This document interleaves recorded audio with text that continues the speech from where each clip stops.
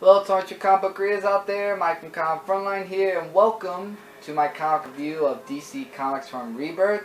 It's a brand new week where all brand new comic books come out, where we buy them, read them, and enjoy them, for those of us who like it or don't like the comic book.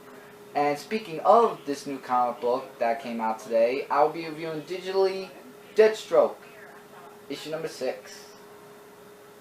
And before I get into this review, I just want to let you guys know as a warning that there will be spoilers in this review. So if you do not want to know what happened in this comic book, stop the video now, put in your watch later file, purchase the comic book, read it, and then come back to hear my thoughts about Deathstroke issue number 6. Or if you would like to know what happened in this issue, it will be in this video, but there will be spoilers. So just letting you guys know, because I'm going to get into this review right now. So it starts off on a mission where Wintergreen and Slade are trying to save this person named Matthew. Now Slade wants to save Matthew from the situation, and by the way, for those of you who don't know Matthew, he was actually seen in issue number 1. If all of you remember at the end of the issue where he found Deathstroke's old uniform underground and stuff like that and wanted to use it. Well, in this comic book, actually, he does make a return as the Red Lion, where he uses his uniform. Here's some artwork just to show you guys the Red Lion. Artwork is really good in this comic review, in this comic book. And they have a little bit of a fight where there's their plane that's on fire where Wintergreen was trying to control, and they actually made a cliff note from Deathstroke issue number 1 where that the new uniform that he has is constructed from the old armor and should withstand the fall from the altitude of the plane. So Matthew's like saying, you know, you saved the rebels from the slaughter, and if that's an apology of what you're trying to say. And then Deathstroke just responded, you know, even though you did try to have me killed from issue number 1, he just said, let that be just a lesson to you of me trying to probably not save you again. And they have Richard hostage, which is who Rose was talking to from last issue.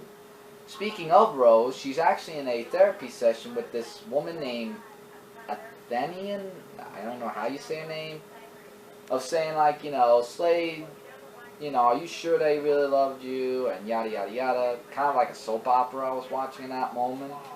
And then we have Joseph W. Wilson, who actually comes in the picture to talk with Rose telepathically of, you know, doing an objective of saying, let's kill him, both him and Rose.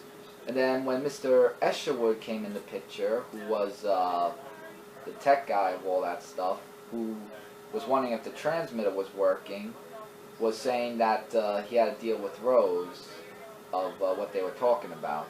So that goes back to Slade and Wintergreen, where they're just having a talk with each other about, you know, like about Rose and everything, and also about this dark web that Deathstroke was posting, where Wintergreen was going to take it down, but he got kidnapped.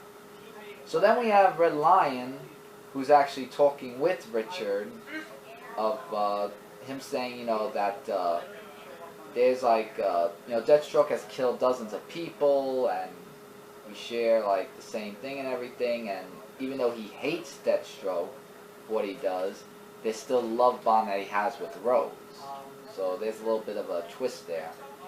So as it goes back to Rose and the theme, they have like a huge talk at a restaurant about, you know, it's just like a back and forth thing that they have with each other, so you could definitely check out the comic book if you want to find out that. And then we get into Mr. Escherwood talking with Joseph about, well, or Dave actually, I should say, my mistake. And they have like a talk with each other about, you know, that the girl that he loves, he just doesn't want him to like blow up the marriage and everything. So with that happening, he actually shoots a laser at him saying that I can't let you ruin everything.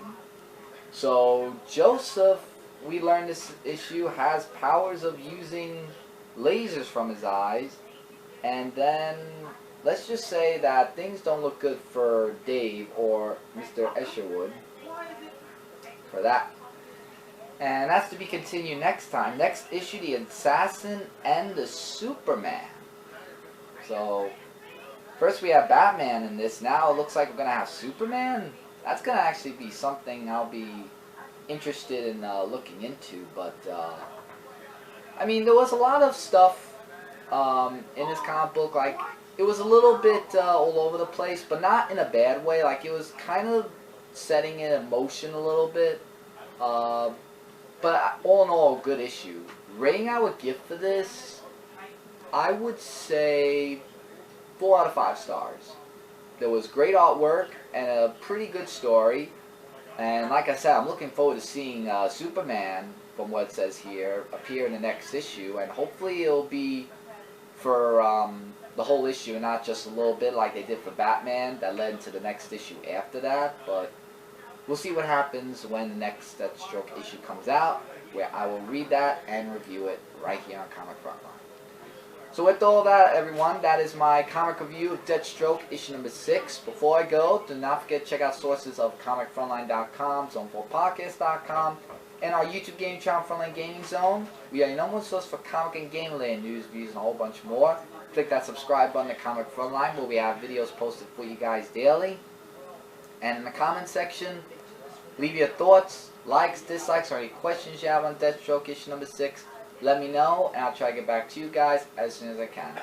So all you comic book readers out there, hope you enjoy all your new comic books today. Mike from Comic Frontline saying take care, and don't forget to keep watching. Later, everybody.